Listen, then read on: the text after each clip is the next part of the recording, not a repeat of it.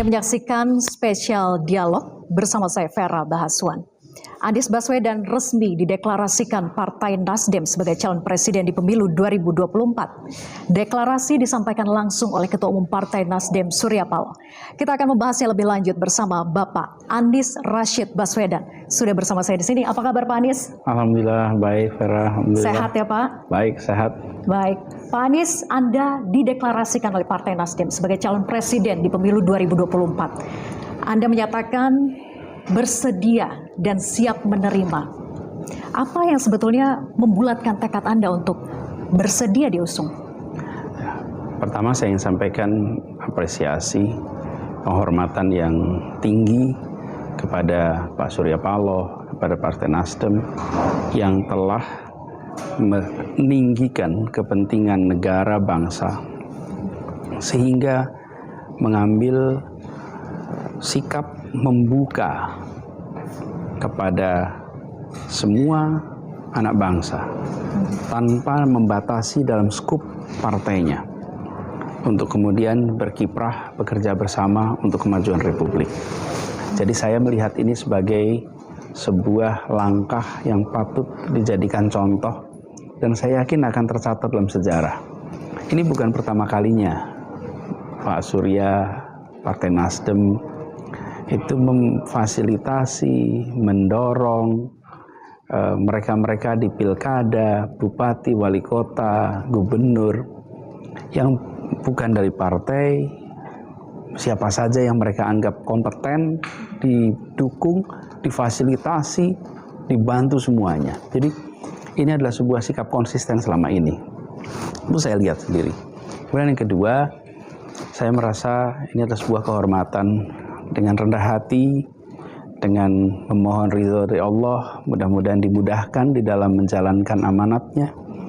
Dan setiap ada panggilan tugas, yang itu adalah panggilan tugas untuk kemajuan bagi bangsa, untuk memberikan manfaat bagi orang banyak, maka panggilan tugas itu selalu saya katakan siap. Jadi ketika saya mendapatkan panggilan-panggilan tugas yang insya Allah memberikan manfaat, saya sampaikan bismillah. Nah, itulah kira-kira yang mendasari. Satu, saya melihat ada proses di mana meletakkan pandangan kenegarawanan, kepentingan negara, kepentingan bangsa di atas yang lain. Yang kedua adalah sebuah kehormatan dan dengan rasa rendah hati saya terima amanat ini sambil memohon mudah-mudahan perjalanan panjang, perjalanan yang mungkin penuh dengan lika-liku itu akan bisa terasa ringan bila ada pertolongan Allah di situ. Anda meyakini keoptimisan untuk solid sampai dengan akhir perjuangan nanti? Allah selalu memberikan jalan keluar atas apa yang kita mungkin rasa sebagai jalan buntu. Selama kita menjalankan dengan cara yang benar, menjalankan dengan itikat yang baik, insya Allah selalu ada caranya. Jadi selalu ada jalan keluarnya. Jadi saya melihat perjalanan panjang ini, insya Allah tidak menjadi perjalanan yang berat. Mengutamakan kepentingan bangsa di atas segalanya. Terlebih tadi Anda katakan dan memuji Pak Surya terkait dengan konsistensi beliau dan keberanian beliau, gitu ya. Pak Anies, dari pandangan Anda sejauh ini apa sebetulnya menjadi momok persoalan politik nasional kita sih? Kita harus bekerja sebagai satu kesatuan, bahwa kita semua memiliki amanat. Amanatnya diturunkan dari perintah konstitusi kita. Jadi kalau di dalam wilayah politik harus disadari sebagai wilayah menjalankan amanat konstitusi. Amanat konstitusi kita adalah menghadirkan rasa keadilan sosial bagi seluruh rakyat Indonesia. Karena itulah kemudian akan membuat kita punya perasaan bersatu. Jadi saya merasa yang perlu diperkuat adalah kolaborasi, perasaan saling support, saling topang, saling menghargai. Dan ini harus kita jaga sama-sama karena di dalam wilayah politik publik itu menonton, menilai, dan menyimpulkan. Kita ingin suasana di Republik ini optimis, positif, dan itu bisa terjadi apabila kita memilih untuk kolaboratif satu sama lain. Dan ini harus kita jaga, dan saya optimis ke depan perasaan itu akan bisa terbangun.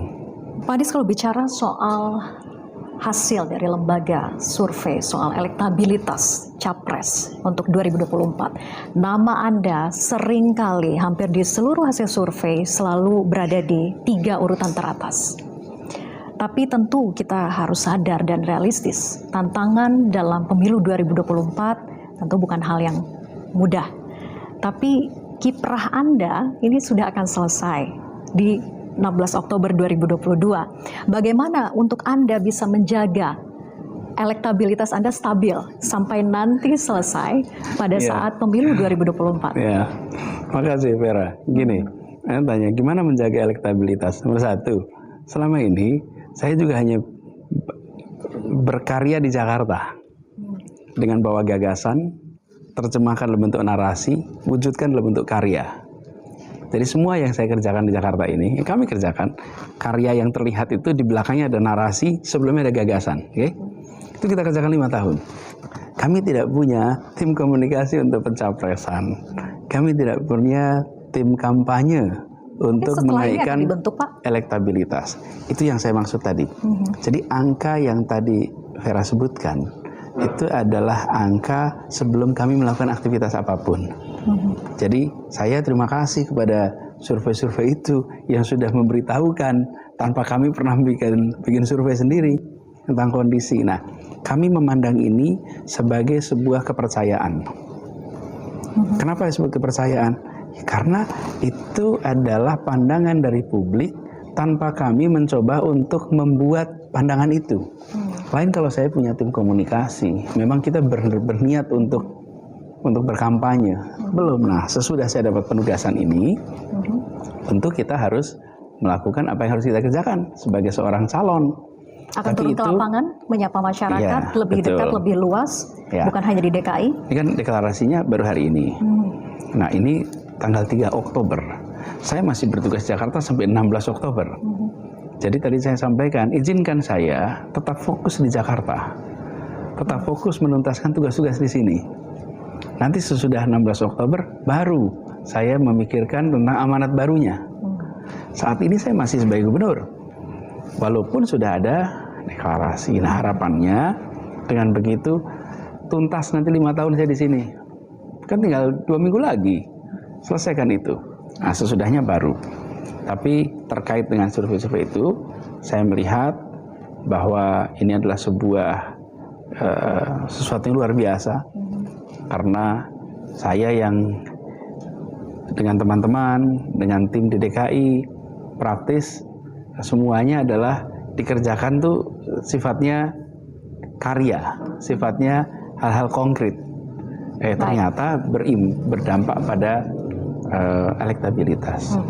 Artinya nanti setelah selesai tugas Anda di DKI, maka akan mulai turun ke masyarakat, akan membentuk tim komunikasi, begitu ya Pak Anies? Gini, ya, selama ini juga saya selalu turun di masyarakat.